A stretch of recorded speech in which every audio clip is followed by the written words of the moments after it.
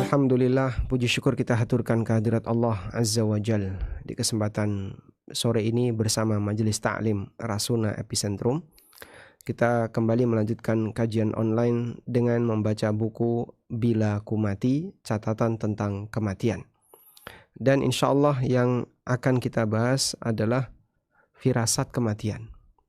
Apakah memungkinkan seorang hamba itu memiliki firasat kematian?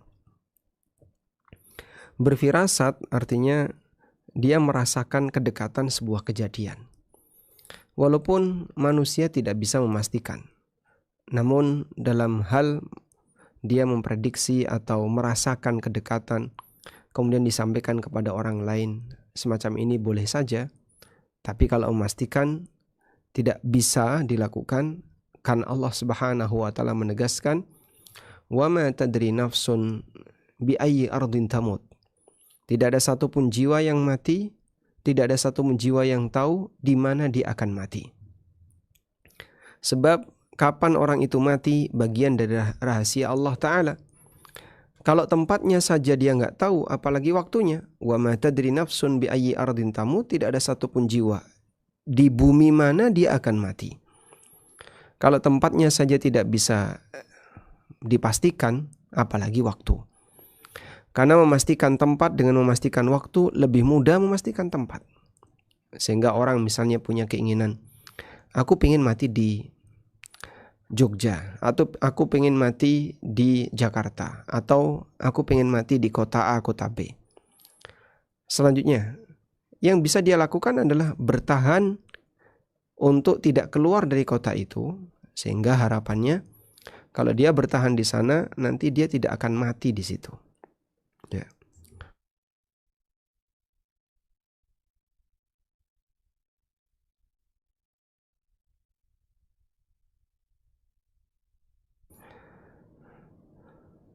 Allah rahasiakan waktu kematian agar manusia selalu siaga beramal.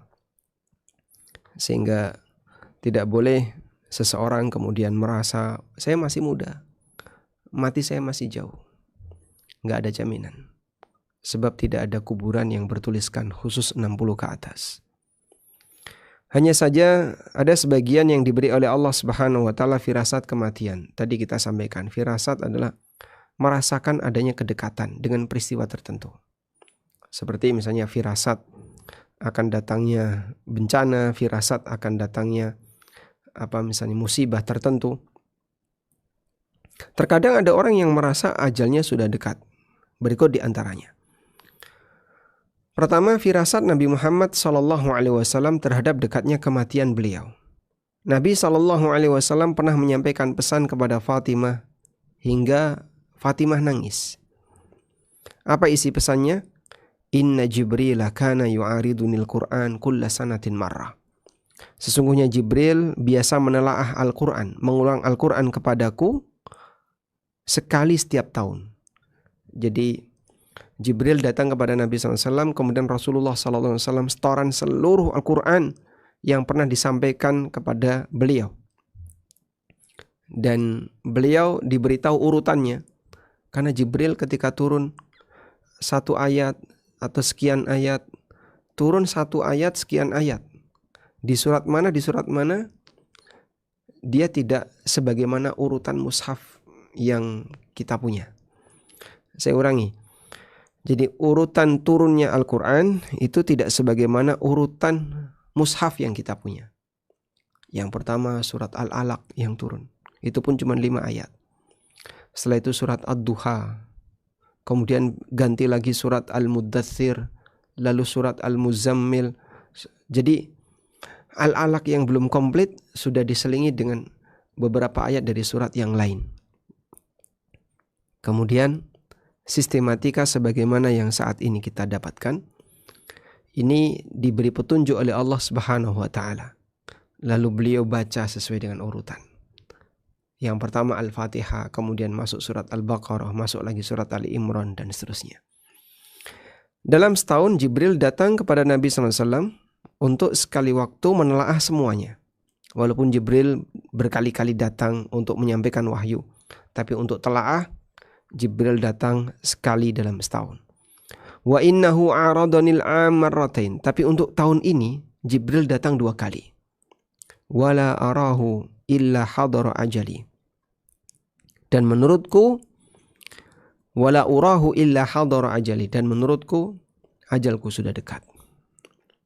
Wa innaka awwalu ahli baiti lihaqan bi, dan engkau adalah anggota keluargaku yang pertama kali akan menyusulku. Fattaqillaha wasbiri fa inna ni'mas salafu ana laki. Maka bertakwalah kepada Allah dan bersabarlah, sesungguhnya sebaik-baik pendahulu adalah aku bagimu. Di sini ada kata fa inna ni'mas salaf, sebaik-baik pendahulu.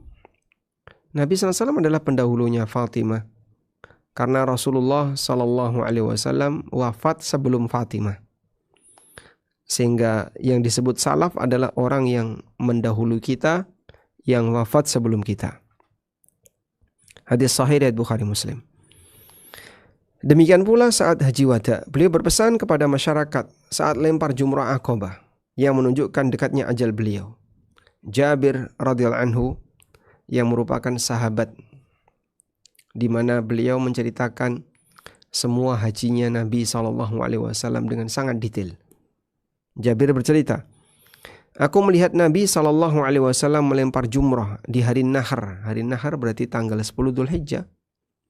Dan lempar jumrah di tanggal 10 Dzulhijjah cuma satu, jumrah Aqabah saja, di atas tunggangan beliau, sambil mengatakan, lita'khudhu manasikakum, ambillah tata cara haji kalian dariku.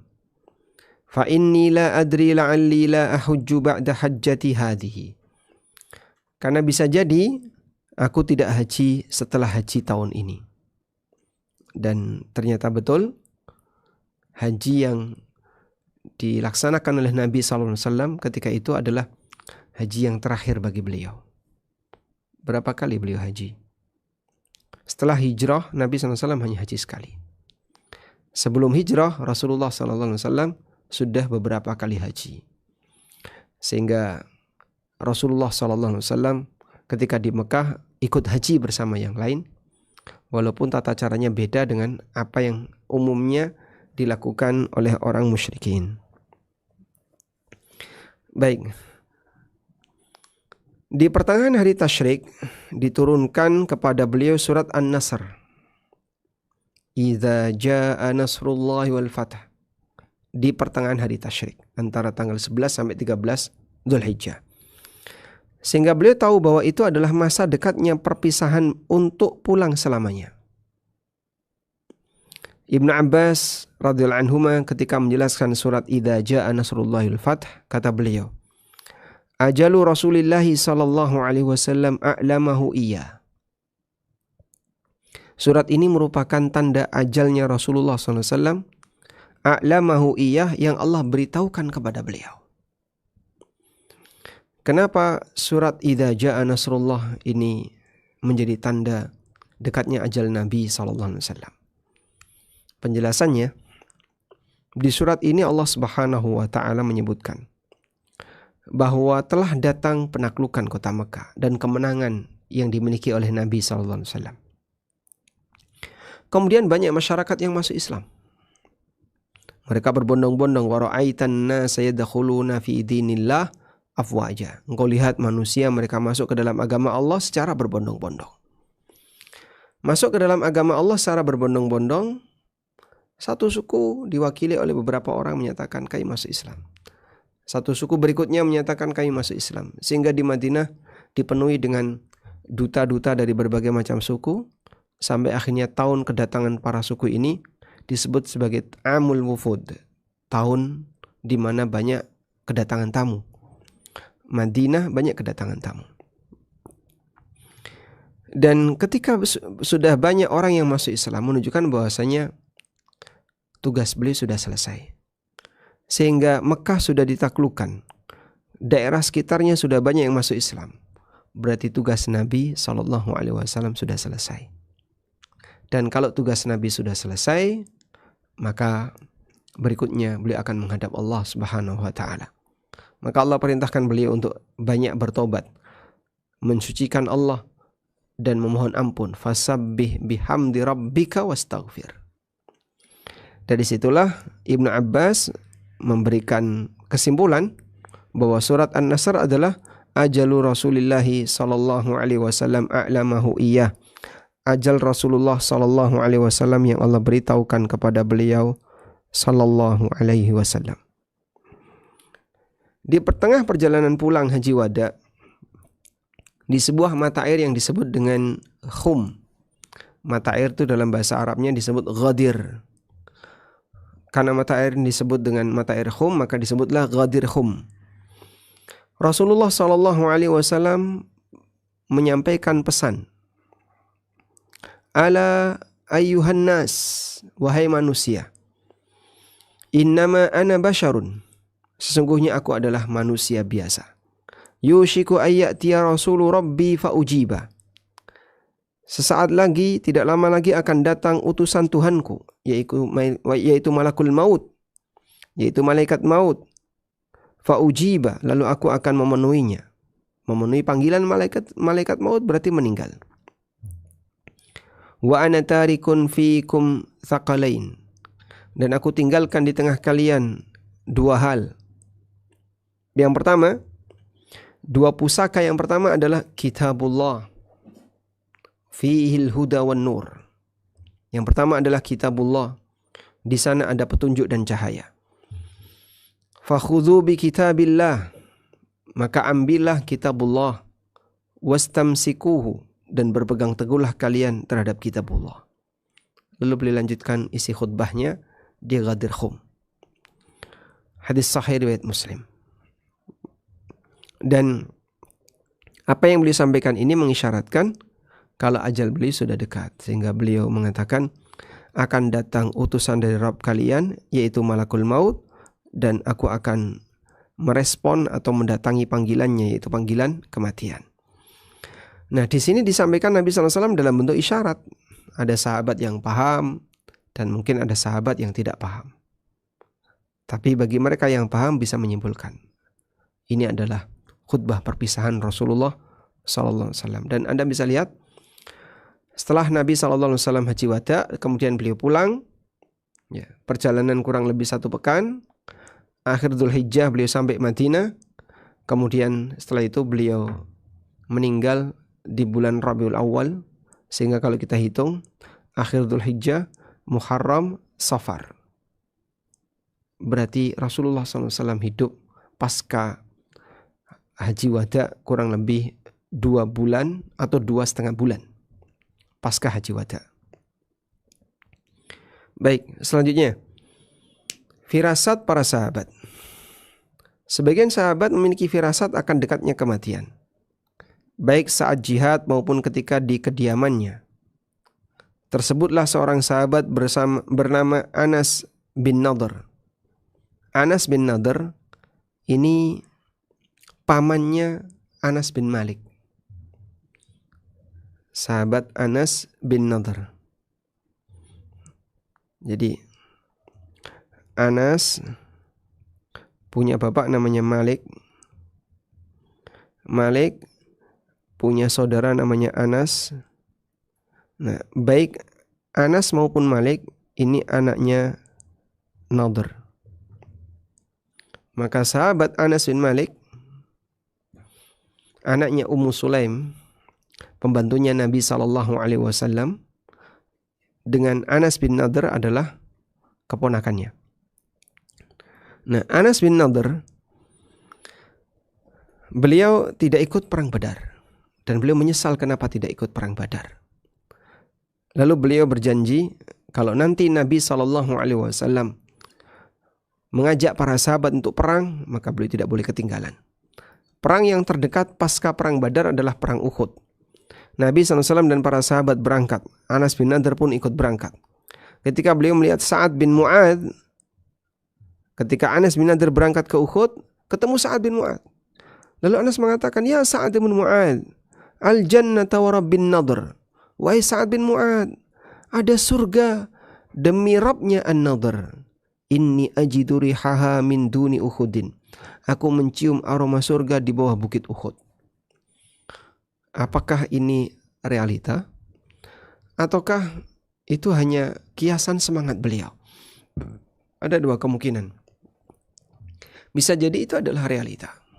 Allah Subhanahu wa ta'ala tunjukkan kepada para sahabat sebagian hal yang gaib, seperti aroma surga, cahaya-cahaya yang mengisyaratkan adanya hal gaib yang mereka lihat, yang mereka dengar, sehingga membuat mereka semakin semangat.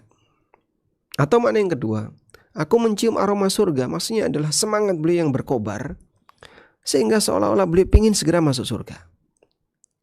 Salah satu keponakan beliau mengatakan, saat Anas bin Nadhr meninggal dunia dalam peristiwa Uhud, beliau termasuk di antara syuhada Uhud. Ketika Anas bin Nadhr meninggal dunia, salah satu keponakan beliau mengatakan, aku jumpai ada sekitar 80 sekian bekas luka sayatan di badan beliau.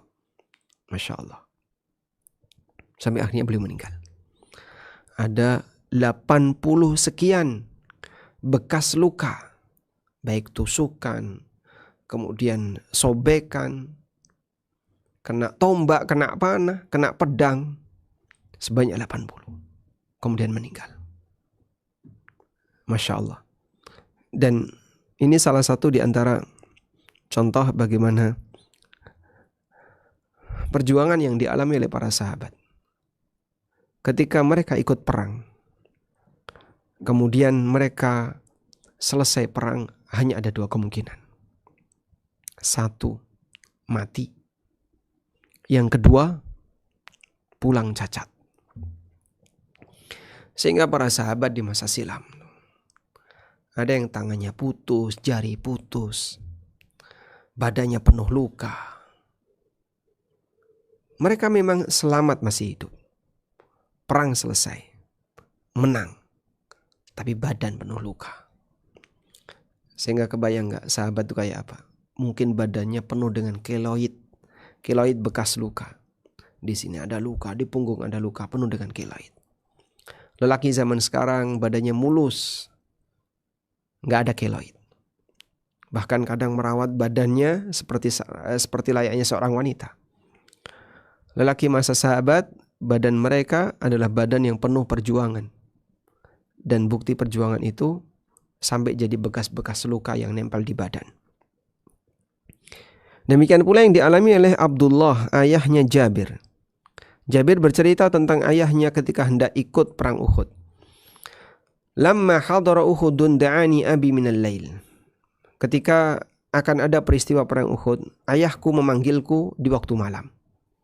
Faqala, lalu bapaknya Jabir bin Abdullah bin Haram. Abdullah ini bapaknya Jabir meninggal ketika perang Uhud. Ma urani illa maqtula fi awwali man yuqtalu min ashabin Nabi sallallahu alaihi wasallam. Kayaknya aku menyangka aku akan terbunuh dalam deretan orang yang pertama kali terbunuh di antara para sahabat Nabi sallallahu alaihi wasallam. Wa inni la atruku ba'di a'azza alayya minka. Dan aku tidak memiliki anak yang lebih aku sayangi setelah aku meninggal selain kamu. Karena Jabir anak laki-laki satu-satunya, sedangkan adik-adiknya perempuan semua. Ghaira nafsi Rasulullah sallallahu alaihi wasallam, selain jiwa Rasulullah sallallahu alaihi wasallam. Fa inna alayya dainan faqdi. Aku punya utang. Nanti kalau aku mati, lunasi utangku. Wastausi bi akhawatika khaira. Rawat saudari-saudarimu dengan baik. Fa asbahna fa kana awwala qatilin. Keesokan harinya, benar.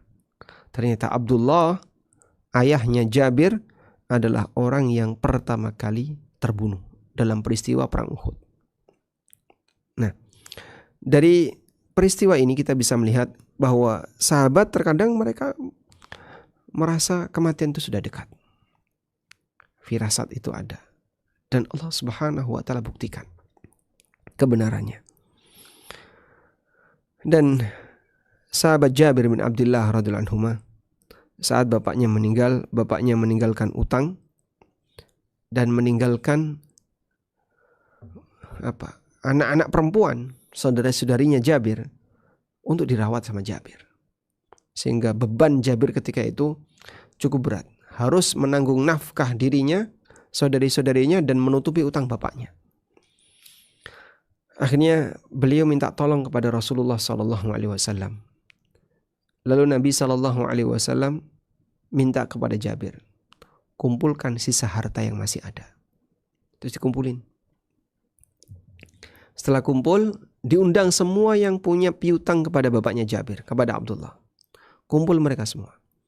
Nabi SAW minta, jangan sentuh sisa harta yang kau kumpulkan sebelum aku datang. Setelah dikumpulin, undangan pada datang. Lalu nunggu Rasulullah SAW datang. Ketika Nabi SAW datang, beliau doakan sisa harta tadi.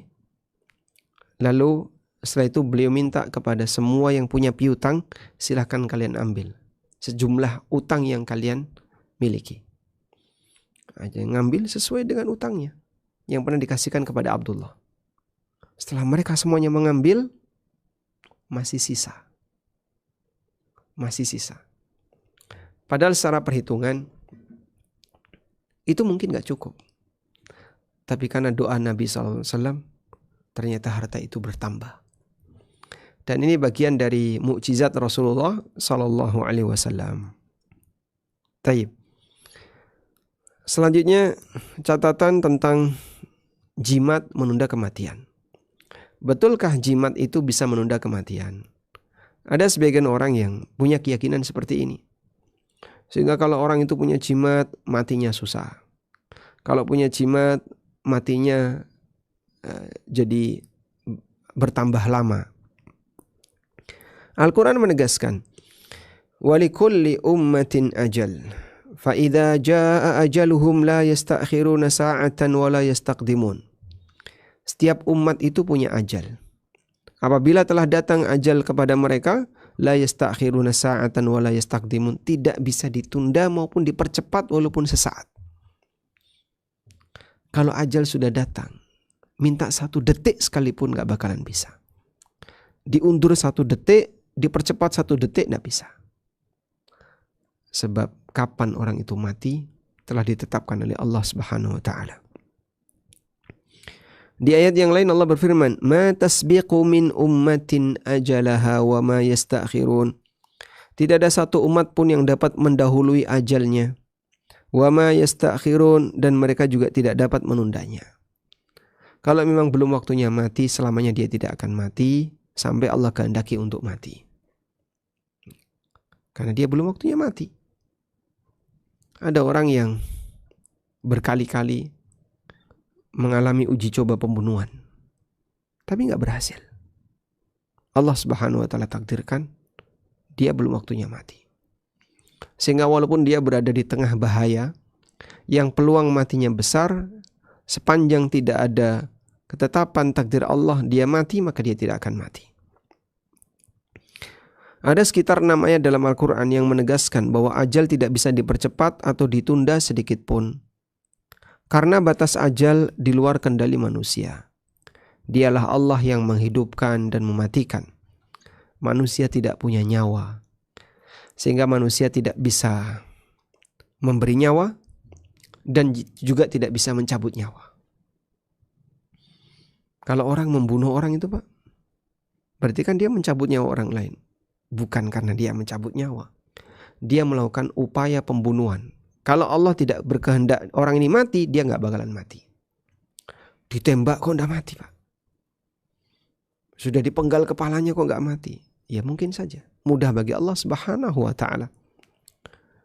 Sehingga bisa jadi ketika dipenggal, entah ada sebab apa begitu, mungkin pedangnya patah atau apa.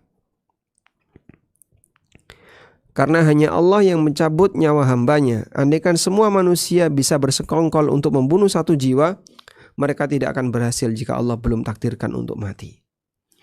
Ada satu cerita ya, kejadian ini di Jakarta. Ya tepatnya di Rasuna ini, di epicentrum. Ada salah satu jamaah yang beliau punya tempat usaha di Jakarta Pusat. Dan sering didatangi preman kemudian dipalak sama preman.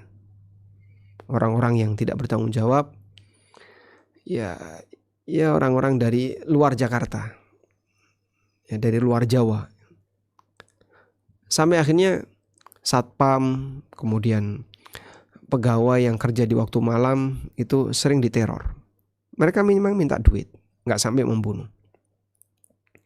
Kemudian jamaah ini minta tolong ke saya, ada nggak teman yang bisa jaga malam dan berani membereskan para preman. Saya punya kawan, kayaknya mungkin beliau bisa. Akhirnya saya hubungi dan bersedia. Datanglah kawan saya ke Jakarta. Nah, kawan saya tidak punya kesaktian apapun. Tapi mungkin karena badannya itu dumpal, ya, badannya kuat. Sehingga beliau kalau dilihat dari sisi fisik bukan tipe orang yang penakut dan bukan tipe orang yang mudah dikalahkan kalau bertarung. Tapi begini, nah saat preman itu datang, kawan saya bilang, kalaupun saya itu ditembak sampai mengenai kepala saya, kalau memang Allah belum takdirkan saya mati, saya tidak akan mati. Nah menurut preman tadi, yang mereka ini bukan orang beragama, mereka memahami, wah berarti orang ini sakti, kebal dia, ditembak saja nggak mati. Tapi kawan saya kan bilang, andai kan kepala saya ditembak, kalau Allah belum takdirkan mati, maka aku tidak akan mati. Akhirnya preman tadi ketakutan. Mereka menyangka kalau kawan saya ini kebal, sakti, tidak mempan senjata, sehingga mereka lari. Masya Allah. Dan ternyata keyakinan seorang hamba bisa membuat orang lain jadi ketakutan. Baik, kembali ke sini. Dari Ibnu Abbas radhiyallahu anhu, Nabi SAW bersabda, wa'lam annal ummata law ijtama'at ala an yanfa'uka bi syai'in lam yanfa'uka illa bi syai'in qad katabahu Allahu lak.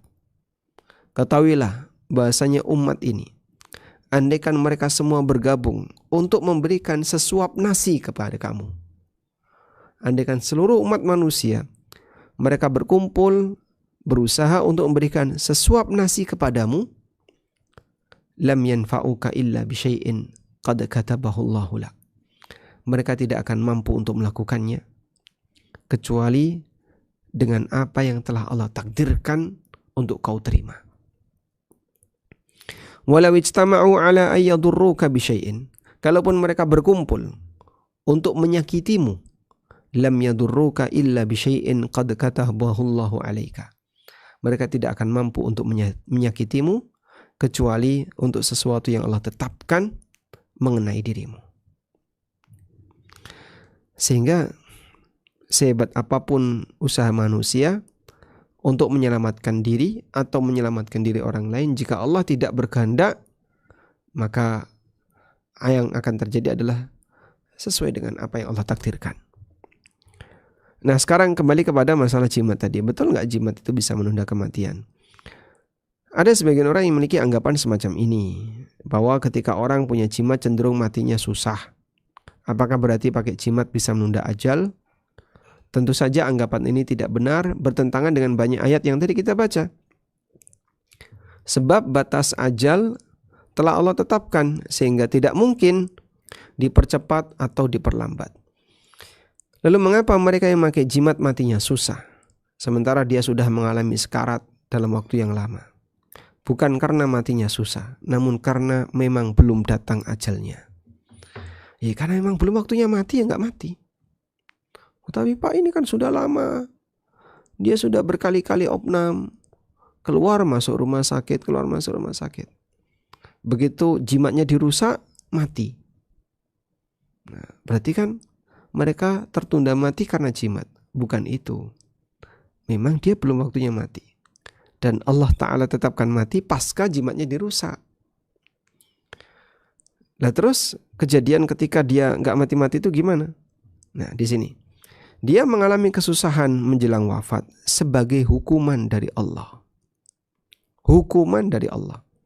Allah kasih hukuman kepada orang ini menjelang kematiannya. Banyak orang kafir atau orang fasik yang merasakan kesakitan yang lebih saat mendekati kematian.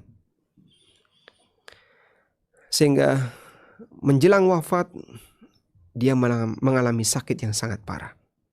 Allah berikan hukuman kepada mereka menjelang kematiannya. Masya Allah. Sehingga bukan kemudian matinya tertunda, tapi mereka dihukum oleh Allah dengan kesakitan yang parah menjelang kematiannya. Allah Subhanahu wa taala berfirman, contoh orang yang mengalami hukuman dari Allah Subhanahu wa taala.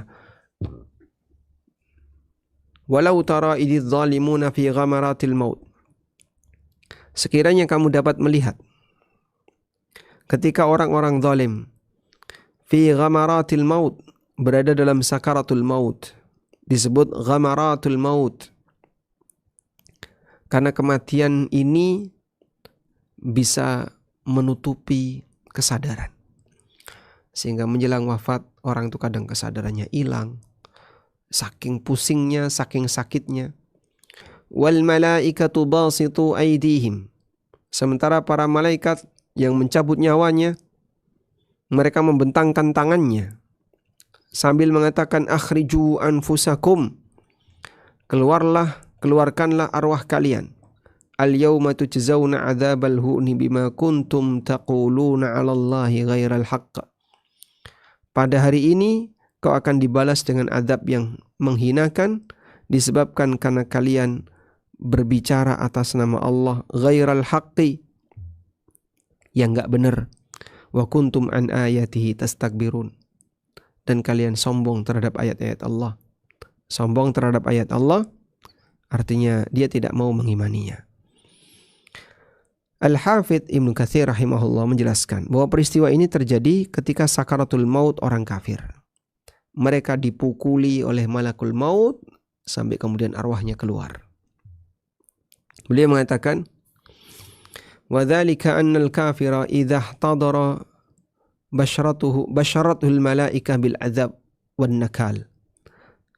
Karena orang kafir ketika dalam sakaratul maut, basyaratul malaikah, mereka diberitahu oleh malaikat akan adanya azab dan siksa yang pedih. Wal aghlal was salasil, berupa belenggu dan rantai. Wal jahim wal hamim, neraka dan hamim. Al hamim, ya, air yang mendidih.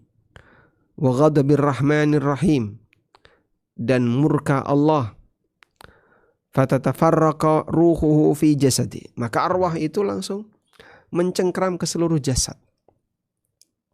Wa ta'sa wa ta'bal khuruj, tidak mau keluar. Fatadribuhumul malaika, kemudian dipukuli oleh malaikat yang dikatakan dalam ayat ini basitu aydihim akhriju anfusakum. Malaikat membentangkan tangannya sambil mengatakan ayo keluarkan roh kalian. Fatadribuhumul malaika, maka mereka dipukuli oleh malaikat hatta takhruja arwahuhum min ajsadihim, sampai roh itu keluar dari jasad mereka. Dan ini proses gaib yang diceritakan dalam Al-Quran, kemudian dijelaskan oleh para ulama. Dan ini sejalan seperti yang disebutkan dalam hadis dari Al-Barra bin Azib radhiyallahu anhu. Nah, selanjutnya yang ke-10, catatan tentang kematian mukmin. Semua pemeluk agama mengklaim bahwa kematian adalah tempat untuk istirahat. Mereka sebut rest in peace, istirahat dalam kedamaian. Sejatinya siapa yang berhak untuk mendapatkan gelar ini? Hanya mukmin yang baik.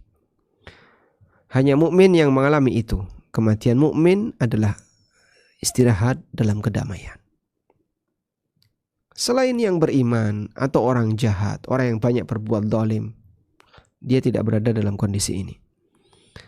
Kematian bagi mukmin adalah kesempatan mereka untuk istirahat yang sesungguhnya. Karena pasca kematian mereka akan mendapatkan balasan yang sempurna di sisi Allah. Nabi SAW bersabda, "Walakinnal mu'mina idza hadarahul maut busyira biridwanillahi wa karamati." Ketika seorang mukmin itu didatangi oleh kematian, busyira biridwanillahi wa karamati, maka dia diberi kabar gembira dengan keridhaan dan kemuliaan Allah. Falaisa syai'un ahabba ilaihi mimma amamahu. Sehingga tidak ada sesuatu yang lebih dia cintai selain janji yang ada di hadapannya. Allah akan ngasih ini, ngasih ini, ngasih ini. Fa'ahabba liqa Allah. Sehingga dia pengen ketemu Allah. Wa ahabballahu liqa'ahu. Dan Allah pun senang untuk ketemu dengan dia. Karena dia pengen ketemu Allah. Beda dengan orang kafir. Kalau orang kafir dihadiri kematian, maka ditunjukkan kepadanya kau akan mendapatkan azab murka Allah.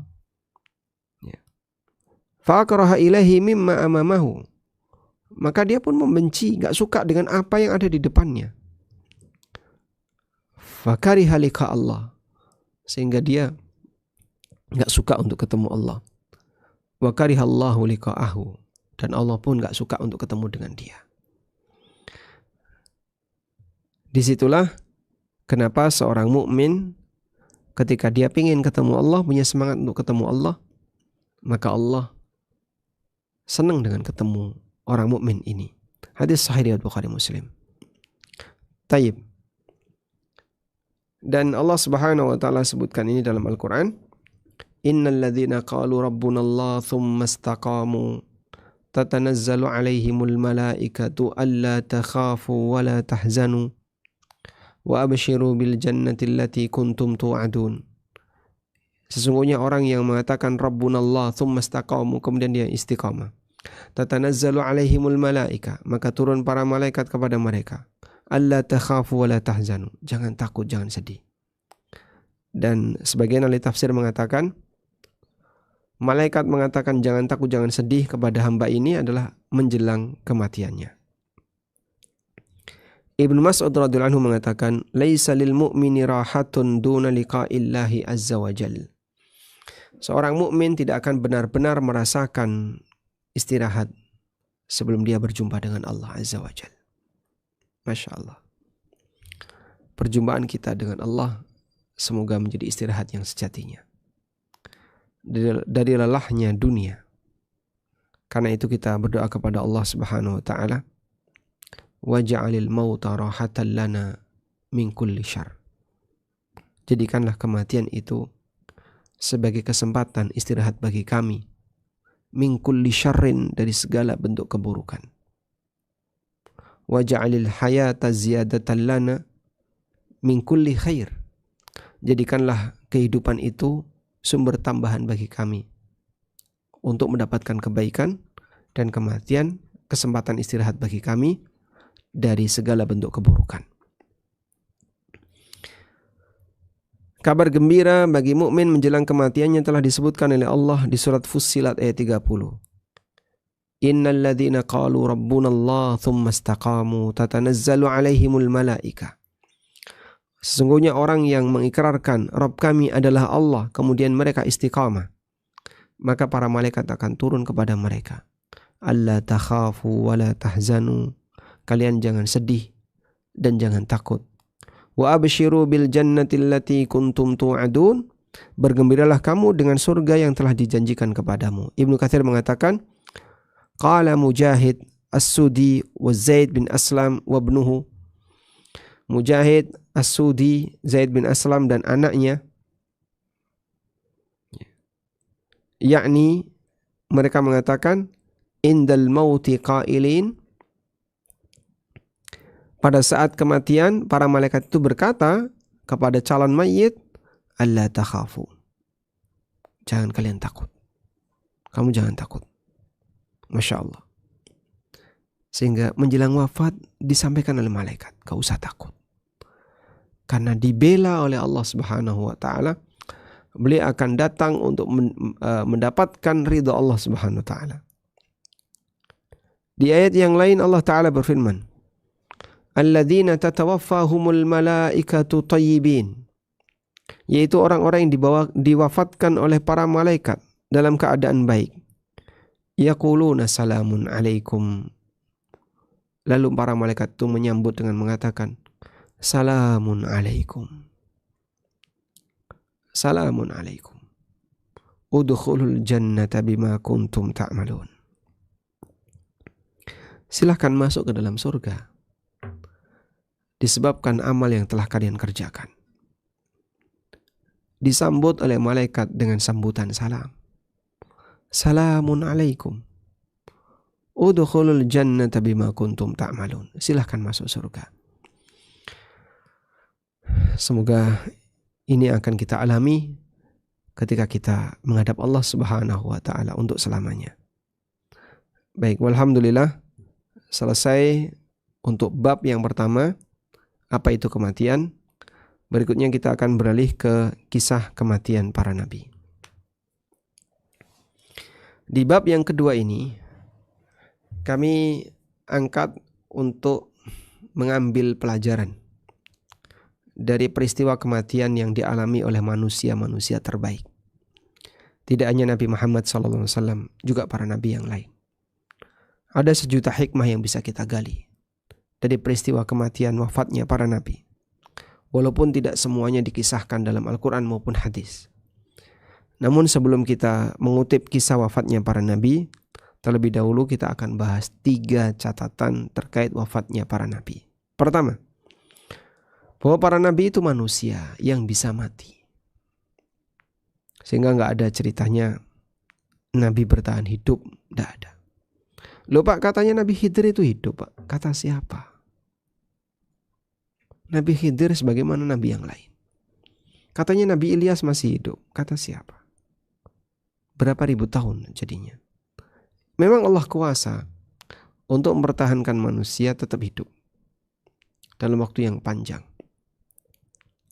Namun untuk memastikan bahwasanya si A bertahan hidup, si B bertahan hidup, harus ada dalil. Dan satu-satunya nabi yang dinaskan dalam Al-Quran bahwa beliau belum mati adalah Nabi Isa alaihissalam. Allah Subhanahu wa taala berfirman, "Wa ma qataluhu wa ma salabuhu walakin syubbiha lahum." Mereka tidak pernah membunuh Isa, mereka tidak pernah menyalib Isa, walakin syubbiha lahum. Namun ada orang yang diserupakan dengan Isa. Dan orang itulah yang jadi korban pembunuhan. Siapa itu Pak? Salah satu di antara muridnya Nabi Isa alaihissalam. Dan dia wajahnya diubah oleh Allah mirip seperti Isa. Kemudian dialah yang dibunuh oleh tentara orang-orang Yahudi yang mereka tidak suka dengan Nabi Isa.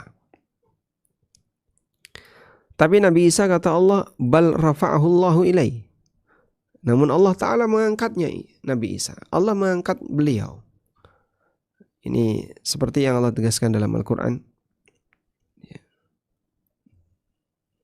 Allah Subhanahu wa taala berfirman tentang kondisi Nabi Isa di surat An-Nisa. Wa qaulihim inna qatalnal masiha ibna Maryam Rasulullah. Mereka mengatakan kami telah berhasil membunuh Isa bin Maryam, sang utusan Allah. Lalu Allah bantah, wa ma qataluhu. Mereka tidak pernah membunuh Isa. Wa ma salabuhu. Mereka tidak pernah menyalib Isa. Walakin syubbiha lahum. Tapi ada orang yang diserupakan dengan Isa. Wa innal ladzina ikhtalafu fihi lafi syakkim min. Dan sesungguhnya orang yang berbeda pendapat dalam hal ini, karena di tengah mereka juga terjadi perbedaan pendapat. Betul apa yang dibunuh itu Isa, yang disalib itu Isa. Mereka lafi syakkim minhu, dalam keraguan. Ma lahum bihi min ilmin. Mereka enggak punya ilmu. Illa tiba'adh dhanni, selain hanya prasangka dan prasangka. Tapi katanya kayak gitu. Katanya siapa? Wa ma qataluhu yaqina. Yang bunuh pun enggak yakin kalau itu Isa. Cuman anggap saja itu Isa. Karena terkadang ada orang yang menampakkan gaya tertentu tidak sesuai dengan batinnya. Jadi contoh misalnya perang Iran sama Amerika. Yang pro Amerika, dia bilang Amerika menang. Yang pro Iran juga bilang Iran menang. Padahal ya kita tahu sama-sama banyak rusak secara fisik, baik negara Israel maupun Iran sendiri. Tapi ada yang kemudian euforia, oh Iran menang, terus di share kemana-mana Iran menang. Ya nggak taunya ada banyak korban yang banyak mati di Iran. Bal rafa'ahu Allahu ilaihi, namun Allah Subhanahu wa taala mengangkat Isa kepadanya. Sehingga Nabi Isa diangkat oleh Allah. Pertanyaannya, yang diangkat itu ruhnya atau ruh dan jasad? Kalau jasad saja kan tidak mungkin ya. Hanya ada kemungkinan ruh saja, jasadnya ditinggal di bumi, atau ruh dan jasad. Kalau ruh saja dan jasadnya ditinggal di bumi, berarti kan mati. Terus apa bedanya dengan orang mati yang lain? Berarti mereka klaim orang Yahudi berhasil membunuh Isa benar. Padahal Allah Ta'ala mengatakan, wa ma qataluhu wa ma salabu. Mereka tidak pernah membunuh Isa dan tidak pernah menyalib Isa. Berarti yang diangkat apanya, Pak? Ya, ruh dan jasad. Sehingga fisik Nabi Isa diangkat oleh Allah. Artinya beliau tidak mati. Terus kapan beliau wafat? Beliau akan wafat di akhir zaman. Setelah diturunkan oleh Allah Subhanahu wa taala ke muka bumi. Kemudian beliau menjalani hidup setelah berhasil membunuh Dajjal. Kemudian beliau mengungsikan masyarakat karena akan ada Ya'juj dan Ma'juj dikeluarkan. Saat Ya'juj dan Ma'juj keluar, setelah itu mereka dibinasakan oleh Allah. Kemudian Nabi Isa turun. Lalu mereka menjalani hidup. Beliau menjalani hidup selama 7 tahun. Setelah itu diwafatkan oleh Allah Subhanahu wa taala. Sehingga beliau wafat di bumi. Pasca beliau diturunkan oleh Allah Subhanahu wa taala. Karena itu Allah tegaskan, wa im min ahlil kitabi illa la yu'minanna bihi qabla mautih. Dan tidak ada tugas bagi ahli kitab selain untuk beriman kepada beliau sebelum beliau mati. Artinya sebelum datang akhir zaman, kalian beriman kepada beliau. Karena nanti beliau akan diturunkan oleh Allah, kemudian beliau mati setelah diturunkan oleh Allah Subhanahu wa ta'ala. Baik. Kita meyakini bahwa para nabi adalah manusia yang bisa mati sebagaimana manusia yang lain. Allah Ta'ala berfirman, innaka mayyitun wa innahum mayyitun. Kau akan mati. Musuhmu juga akan mati. Jadi sama-sama akan mati. Thumma innakum yawmal qiyamati inda rabbikum takhtasimun. Kemudian kelak di hari kiamat kalian akan berdebat di hadapan Rabb kalian. Nah ini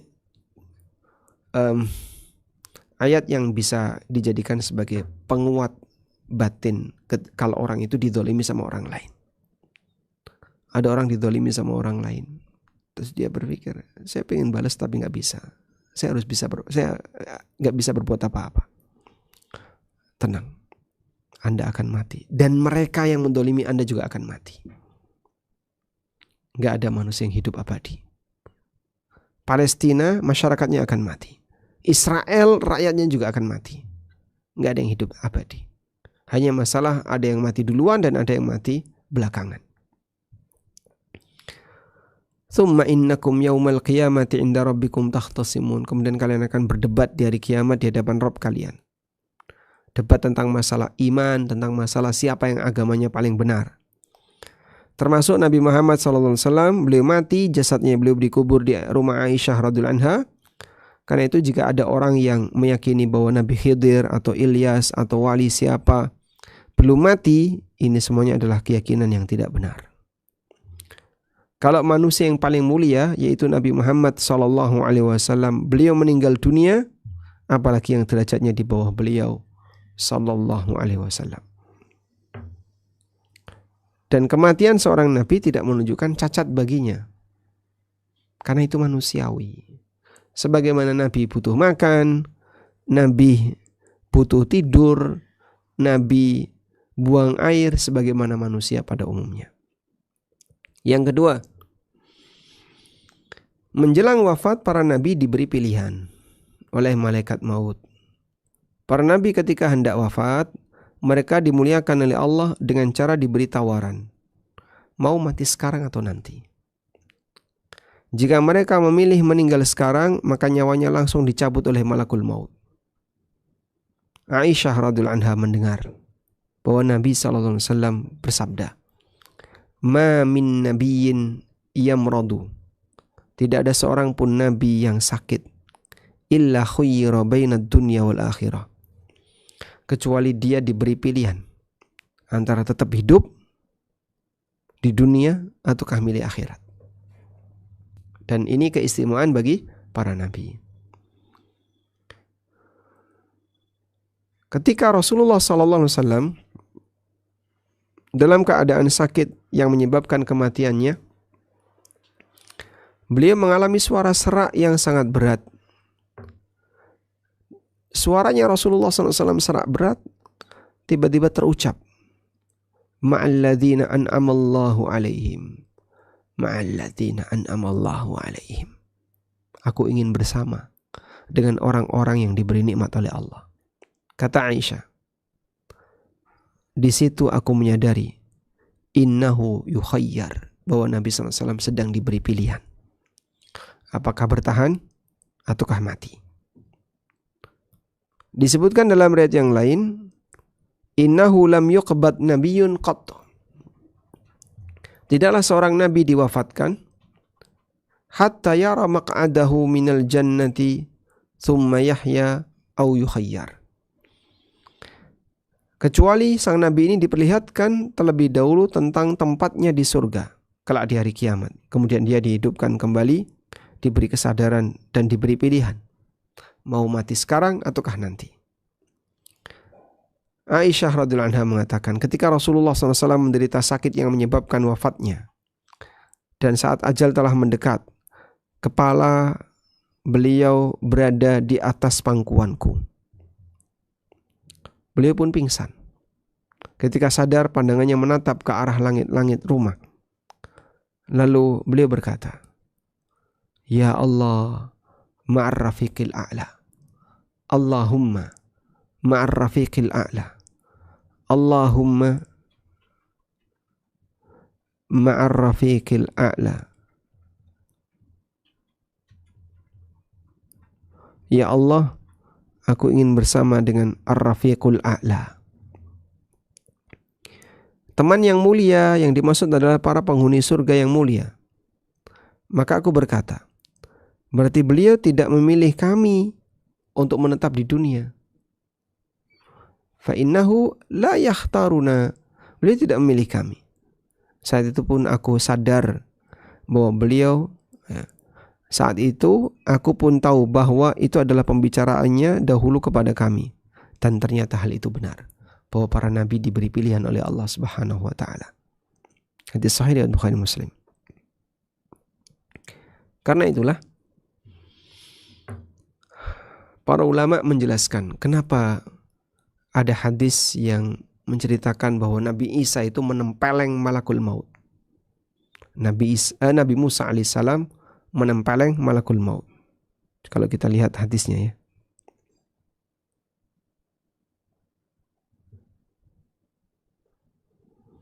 Nabi Musa alaihissalam menempeleng malakul maut sampai mata malakul maut ini copot. Coba kita lihat di sini.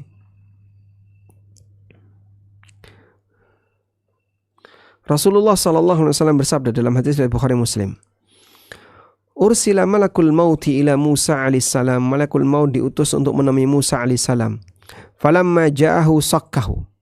Ketika malakul maut datang, langsung ditempeleng oleh Musa. Faraja'a ila rabbih. Kemudian beliau kembali kepada Allah. Dalam riwayat yang lain, di sini ada kalimat faqafa'a ainahu, sampai matanya copot. Ya. Kita lanjutkan. Faqala, kemudian malakul maut kembali kepada Allah. Lalu malakul maut mengatakan, arsaltani ila abdin la yuridul maut. Ya Allah, engkau mengutusku untuk menemui hamba yang dia belum mau mati. Faraddallahu alaihi ainai. Kemudian Allah Ta'ala kembalikan matanya. Waqala, kemudian Allah berfirman, irji, sekarang kamu balik. Faqul lahu, sampaikan kepada Musa, yada'u yadahu ala matni thawrin, falahu bikulli ma ghattat bihi yaduhu bikulli sya'ratin sanatun. Minta kepada Musa, letakkan telapak tangannya di punggung onta, di punggung thawr, sapi. Letakkan telapak tangannya di punggung sapi. Ya? berapa jumlah bulu yang tertutupi tangan Musa. Setiap satu bulu akan dikonversi perpanjangan usia 1 tahun. Sehingga kalau di sini ketika Musa menutupkan tangannya, telapak tangannya di sapi, kok ada misalnya 1 juta bulu, sampai 1 juta, mungkin nggak sampai ya, anggaplah 1000 bulu, maka nanti usianya akan ditambah 1000 tahun. Qala, kemudian Musa bertanya, Rabbi, thumma madha? Ya Allah, setelah itu terus ngapain? Qala thummal maut, kemudian setelah itu mati. Qala, kemudian Musa mengatakan, fal'an, kalau begitu sekarang. Kalau begitu sekarang. Fa'as'alullaha ayyudniyahu minal ardil muqaddasah ramyatan bihajarin. Kemudian Musa meminta kepada Allah agar didekatkan jasadnya ke Baitul Maqdis sejauh lemparan 1 batu. Qala Rasulullah SAW, falau kuntu thamma la araitukum qabra. Andaikan aku ada di sana, akan aku tunjukkan kepada kalian kuburannya. Ila janibit tariq indal kathibil ahmar. Kuburan beliau ada di tepi jalan di sebuah gundukan tanah berwarna merah.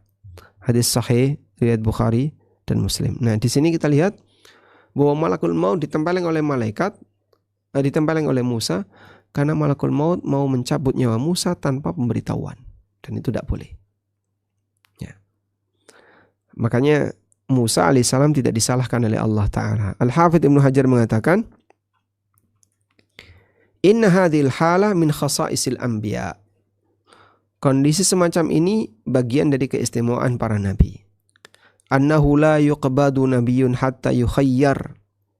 Tidak ada seorang pun nabi kecuali dia diberi pilihan bainal baqa'i fid dunya wa bainal maut, antara tetap hidup di dunia ataukah dia mati. Baik, sekarang kita lihat catatan yang ketiga. Para nabi dimakamkan di tempat di mana dia meninggal. Sehingga matinya di mana, di bawah itulah kuburannya. Aisyah menceritakan kejadian saat Nabi SAW wafat.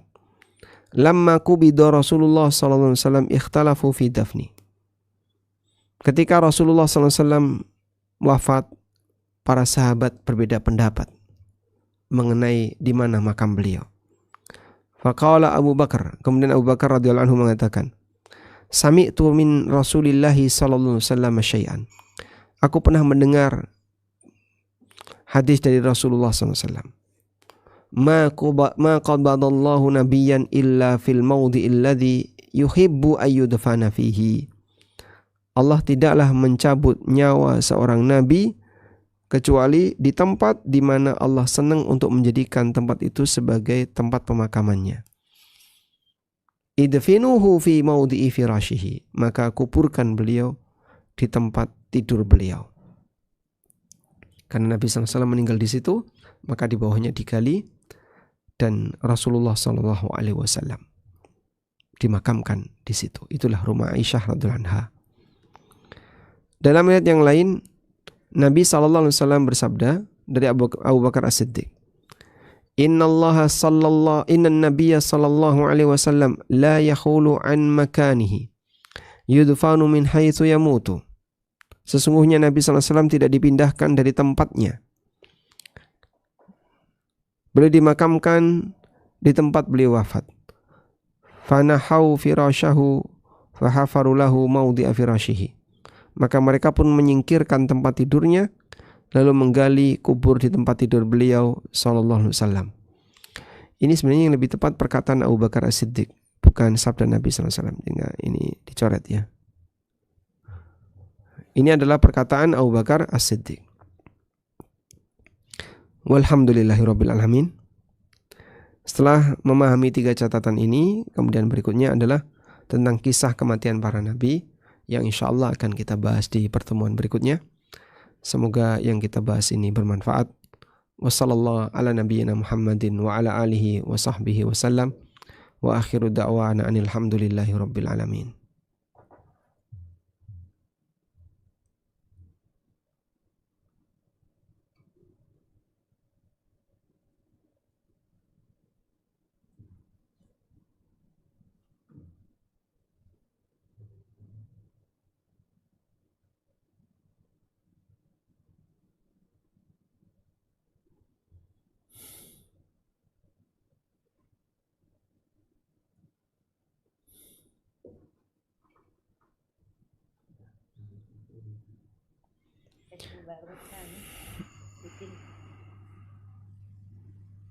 Baik, silakan. Jika ada yang mau menyampaikan sesuatu. Ini pantatnya, ini mukanya, dan titik-titiknya. Mohon maaf, suaranya sangat pelan, kami belum bisa mendengar dengan baik.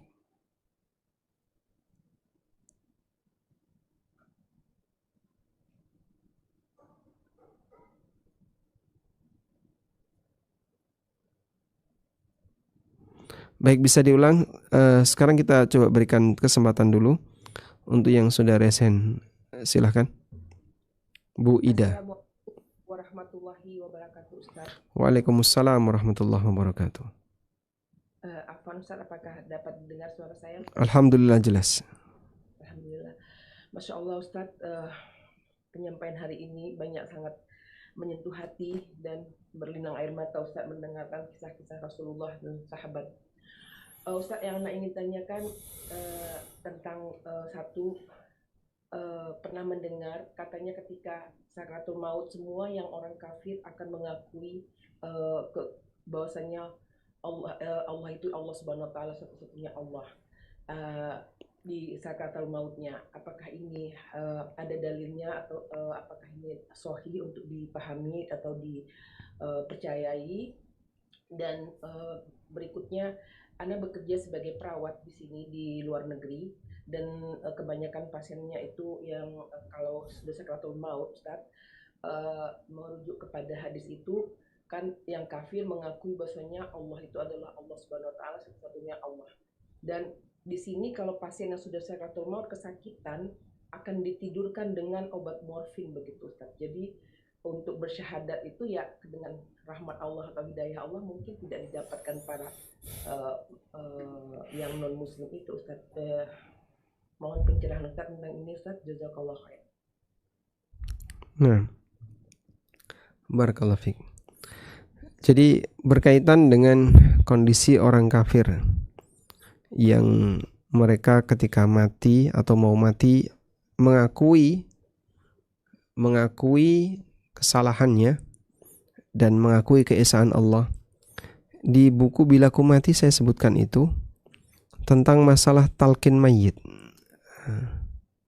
Coba Anda bisa buka di halaman 102 kalau punya bukunya ya.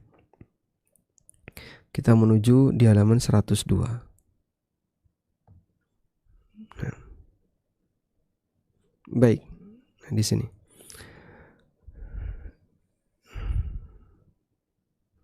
Jadi di situ kita jelaskan terlebih dahulu tentang fase kematian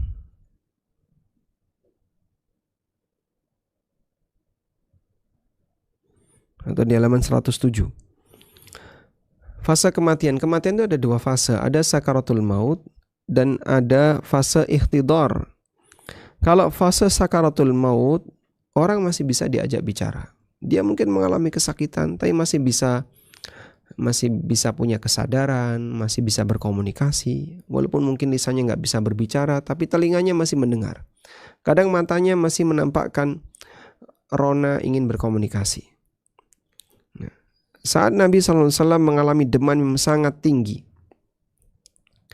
kata Aisyah radhiyallahu anha, Inna Rasulullah SAW kana baina yaday raqwatun fiha ma.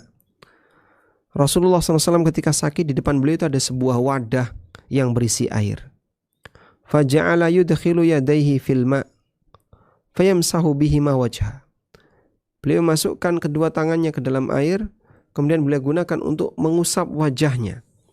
Wa yaqulu, dan beliau mengatakan, La ilaha illallah inna lil mauti sakarat. La ilaha illallah, sungguh kematian itu ada sekaratnya. Inna lil mauti sakarat, sesungguhnya kematian itu ada sekaratnya. Sehingga beliau mengalami kesakitan yang sangat parah, demam yang serius saat menjelang wafatnya. Pada kondisi sakaratul maut, terkadang manusia masih bisa berkomunikasi, akalnya masih berfungsi. Nah, di saat itulah talqin masih bisa berfungsi. Tapi ada fase yang kedua, yaitu fase ikhtidar. fase ketika seorang berada di detik-detik kematiannya dan taubatnya sudah nggak diterima, nyawa sudah berada di tenggorokan, maka orang yang mau masuk Islam sudah nggak diterima. Nabi SAW bersabda, Innallaha yaqbalu taubatal abdi ma lam yughargir. Allah menerima taubat seorang hamba selama ruh belum sampai di tenggorokan. Ma lam yughargir, peristiwa ghargharah adalah ketika arwah sudah berada di tenggorokan. Itulah fase ihtidar. Saat Fir'aun ditenggelamkan oleh Allah di lautan, dia menyatakan beriman, tapi Allah tidak terima. Wajawazna bi bani Israil al-bahra, hingga ketika Fir'aun ditenggelamkan, fa'atba'ahum Fir'aun wa junuduhu baghyan wa adwa hatta idza adrakahul gharq. Ketika Fir'aun tenggelam, dia berkata, qala amantu annahu la ilaha illalladzi amanat bihi banu Israil. Aku beriman bahwa tidak ada Tuhan yang berhak disembah kecuali Tuhan yang diimani oleh Bani Israel. Aku beriman kepada Tuhannya Bani Israel. Wa ana minal muslimin, dan aku termasuk orang muslim. Maka mulutnya Fir'aun disumpal dengan lumpur oleh malaikat. Lalu dikatakan, Al-an wa qad asaita qablu. Sekarang kau baru mau beriman, padahal dulu sebelumnya kau durhaka. Wa kunta minal mufsidin, dan kau adalah orang yang rusak. Sehingga ajalnya tidak, ketika mendekati ajal tidak diterima. Di ayat yang lain, surat Al-Hijr ayat 2, Allah Subhanahu wa taala berfirman, Rubama yawaddu alladhina kafaru law kanu muslimin. Boleh jadi orang-orang kafir nanti akan berangan-angan, andaikan dulu dia muslim. Al-Hafidz Ibnu Katsir mengatakan, wakila, maksudnya adalah al-murad anna kulla kafirin, bahwa setiap orang kafir, yawaddu inda ihtidarihi, mereka berangan-angan ketika menjelang kematiannya, allau kanu mu'mina, andaikan dulu dia mukmin, andaikan dia dulu dia muslim. Masya Allah. Sehingga kita memang tidak tahu bagaimana situasi perasaan dia, termasuk ketika dia disuntik dengan morfin dosis tinggi sampai tidak merasakan sakit fisik, tapi mungkin hatinya masih berfungsi dan dia berangan-angan, andaikan aku jadi orang beriman setelah ditampakkan oleh Allah Subhanahu wa taala ancaman yang akan dia hadapi. Bersyukurlah ketika Allah berikan kita hidayah. Wallahu a'lam. Jazakallah khairan Ustaz. Jadi boleh orang kafir juga boleh dituntun, ditakdirkan untuk bertauhid ya Ustaz ketika mereka sakaratul maut itu Ustaz ya. Boleh bagi orang kafir untuk ditalkin. Dan Nabi SAW pernah mendatangi orang Yahudi yang mau mati, kemudian diajak untuk masuk Islam. Lalu Yahudi itu bersedia. Akhirnya dia masuk Islam. Kemudian dia mati. Setelah itu Nabi SAW mengatakan, Alhamdulillahilladzi anqadhahu minan nar. Segala puji bagi Zat yang telah menyelamatkan dia dari neraka. Nah,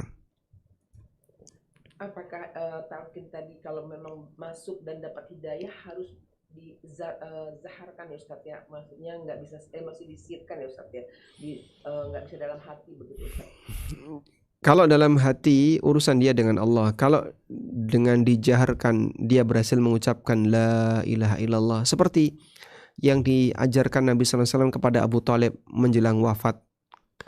Kemudian Nabi SAW mengatakan kepada Abu Talib, Ya ammi qul la ilaha illallah kalimatun uhaju bihalaka indallah. Wahai pamanku, ucapkan la ilaha illallah.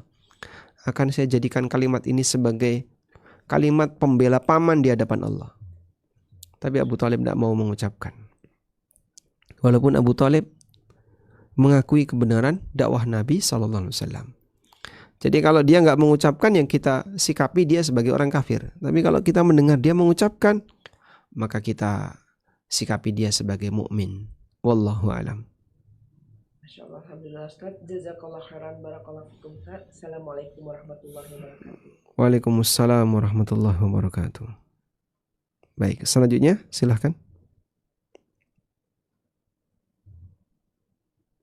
Assalamualaikum warahmatullahi wabarakatuh, Ustaz. Waalaikumsalam warahmatullahi wabarakatuh.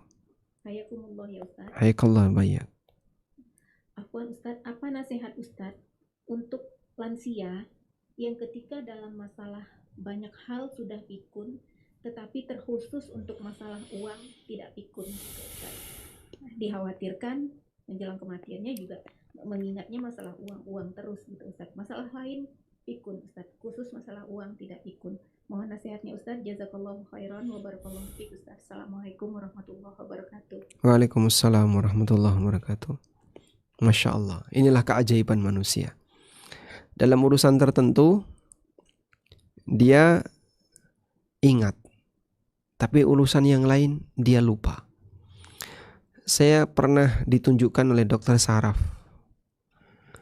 contoh pasien yang mengalami lupa parsial. Jadi dia lupa semuanya. Sampai keluarganya dia lupa, siapapun dia lupa. Tapi giliran nyebut nama ikan itu ingat. Dia itu ingat ikan nila, ikan mujair, ikan, nama-nama ikan dia tahu. Masya Allah, itu kalau lomba disuruh nyebut nama-nama ikan, wah bisa dapat sepeda dia. Jadi dia bisa menyebutkan nama ikan, ingat ikan, tapi yang lain dia lupa. Ada yang seperti itu. Ya kita tidak tahu seperti ini apa ya, asal usulnya bagaimana. Tapi dokter tunjukkan waktu itu, saya ditunjukkan videonya, coba lihat ini. Saya ditunjukkan videonya di HP itu. Dia ini lupa, ini tidak tahu, ini tidak tahu. Begitu ikan tuh dia tahu, dia gambar ikan dia tahu. Nah, kalau misalnya ada orang yang kayak tadi ya, di usia tuanya urusan duit dia ngerti. Warna ini angka berapa, warna ini nilainya berapa dia tahu. Tapi yang lain dia lupa. Gimana itu, Pak? Coba mumpung duit dia tahu, diingetin. Mau nggak dia sedekah? Duit ini kalau kamu sedekahkan nanti akan bermanfaat bagi kamu di akhirat. Sehingga obsesi dia terhadap harta yang demikian besar kita arahkan bagaimana agar harta itu bisa dijadikan sebagai amal. Kalau dia bersedia, mudah-mudahan jadi kafaroh. Kemudian Allah bukakan untuk yang lain. Mumpung masih bisa diajak komunikasi tentang duit. Jadi arahnya adalah amal tentang duit juga. Amal maliyah. Semoga dengan itu nanti dia bisa sadar dan mau melakukan amal yang lain. Wallahu a'lam. Baik, selanjutnya silahkan Bu Neneng. Nah, assalamualaikum Ustaz. Barakallahu fiik. Semoga Allah merahmati Ustaz dan keluarga.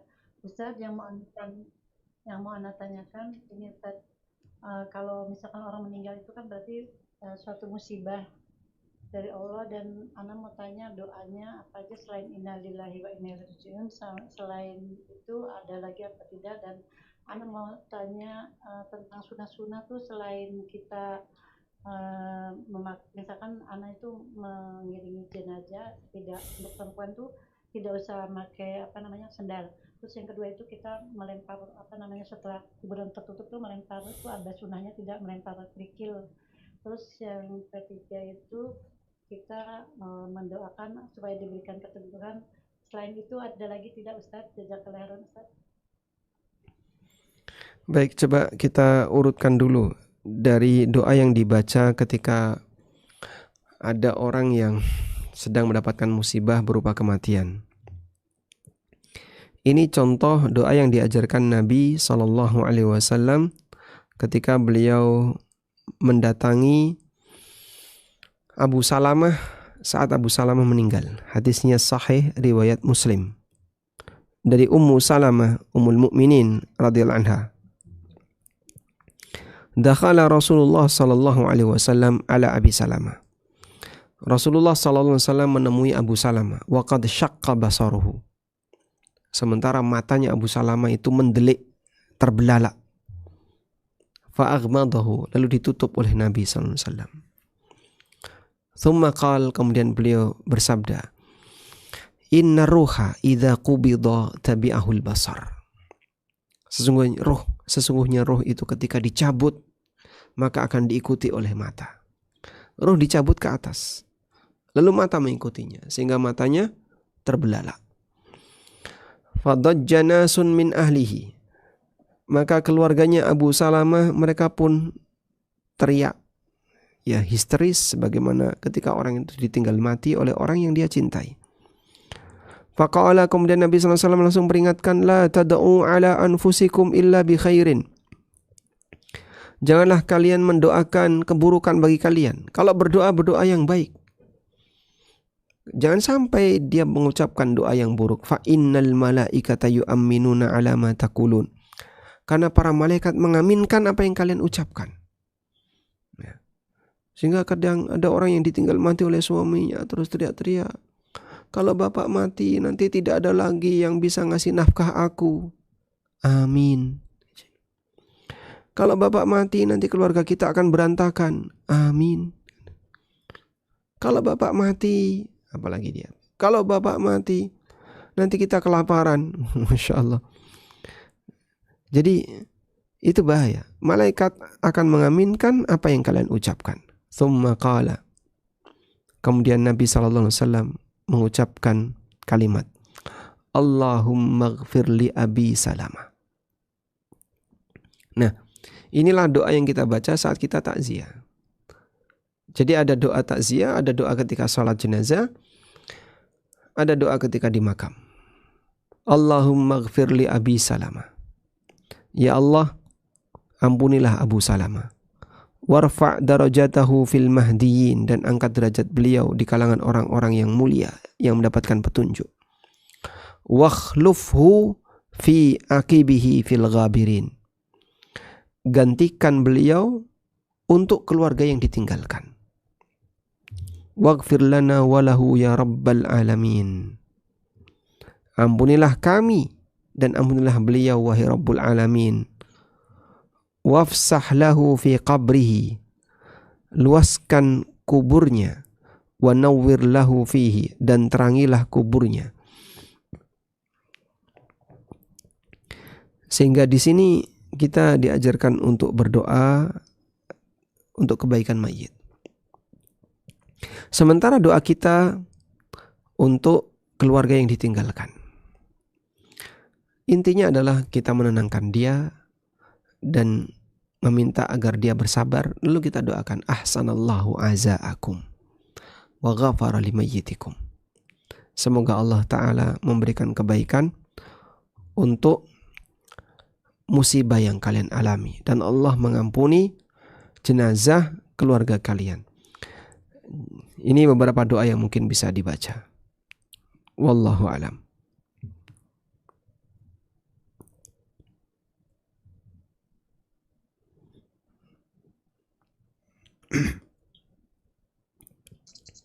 Ada pertanyaan yang tertulis.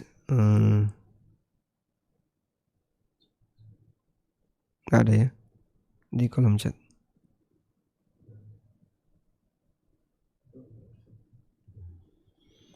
Ada pertanyaan berkaitan dengan wasiat Nabi SAW, yaitu kitabullah. Yang lainnya apa dan apa maknanya? Hadis yang panjang tadi di Ghadir Khum, ya. Jadi ceritanya begini. Saat Nabi SAW haji, Ali bin Abi Thalib itu datang dari Yaman, ketemu Rasulullah SAW di Mekah. Karena Nabi SAW, Madinah kan berada di utara Mekah ya. Kemudian ke selatan ada Mekah. Nah, selatannya Mekah itu Yaman. Ali bin Abi Thalib ketika itu sedang dalam tugas ke Yaman untuk melakukan penaklukan daerah-daerah yang ada di Yaman. Sehingga beliau berhasil membawa beberapa harta rampasan perang termasuk budak. Nah, sebagian di antara budak itu telah diambil oleh Ali bin Abi Thalib. Karena kan budak yang merupakan tawanan itu halal untuk disetubui oleh seorang muslim yang berhasil untuk membawanya. Dan itu sampai menjadi geger di kalangan para sahabat yang ikut dalam rombongan itu. Ali sudah mengambil sebelum waktunya pembagian. Padahal Ali adalah panglima. Maka menjadi berita viral di kalangan beberapa sahabat bahwa Ali melakukan pelanggaran dalam masalah ini. Nah, di saat itulah Nabi SAW ingin melakukan pembelaan kepada Ali. Karena Ali dituduh macam-macam oleh mereka. Padahal Ali dalam hal ini benar sikapnya. Beliau berhak untuk itu.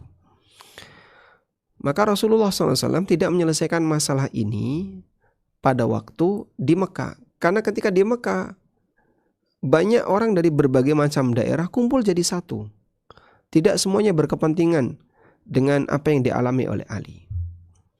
Nah, setelah itu, saat mereka sudah selesai kegiatan haji, Nabi SAW bersama para sahabat pulang.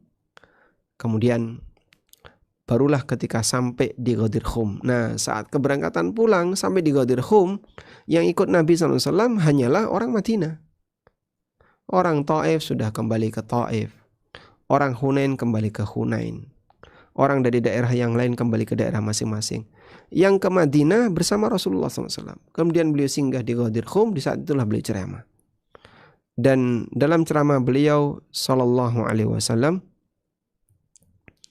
beliau menyampaikan pesan, ya. Di pesan beliau tadi, nah, Rasulullah Sallallahu Alaihi Wasallam menyampaikan kalimat. Tadi beliau menyampaikan apa kalimatnya? Dan aku tinggalkan kepada kalian dua hal. Yang pertama adalah kitabullah. Dan yang kedua, wa'itrati, dan ahlil baitku, keluargaku. Lalu beliau meminta, wastausu bi ahli baiti khaira. Sikapi keluargaku dengan cara yang baik. Sikapi keluargaku dengan cara yang baik. Sehingga beliau ingin membela Ali dengan mengatakan, Ali adalah keluargaku. Sikapi keluargaku dengan cara yang baik. Dan dalam hal ini Ali tidak salah. Beliau panglima, beliau punya hak untuk itu. Ya, meskipun kemudian hadis ini dibesar-besarkan oleh Syiah. Dan dianggap bahwasanya dalam peristiwa Ghadir Khum itu, Nabi SAW berpesan agar setelah wafatnya beliau, Ali yang ditunjuk sebagai pengganti beliau. Dan ini kesimpulan yang nggak benar, tidak ada pernyataan seperti itu. Adanya adalah pembelaan Nabi SAW untuk kasus ketika Ali dituduh telah menyalahi aturan dalam pembagian ghanimah. Ya. Wallahu alam, itu yang kami pahami dan itu yang dipahami oleh Ahlussunnah.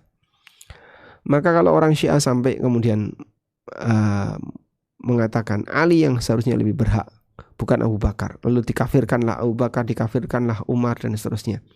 Padahal saat Abu Bakar radhiyallahu anhu ditunjuk jadi khalifah, Ali mendukung Abu Bakar. Saat Umar bin Khattab ditunjuk jadi khalifah, Ali juga mendukung Umar. Saat Utsman jadi khalifah, Ali juga mendukung Utsman. Jadi kalau Ali mendukung semuanya, 3 khulafaur rasyidin sebelum beliau, kenapa orang Syiah enggak terima kalau Abu Bakar, Umar dan Utsman jadi khalifah sebelum Ali bin Abi Thalib? Subhanallah. Padahal Ali penasihatnya Umar ketika Umar bin Khattab radhiyallahu anhu menjadi khalifah.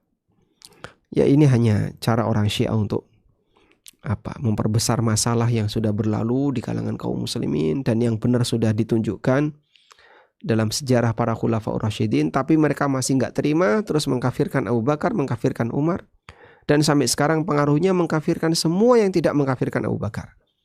Maka Syiah mengkafirkan kita, para Ahlussunnah, dengan alasan kamu tidak mengkafirkan Abu Bakar dan Umar.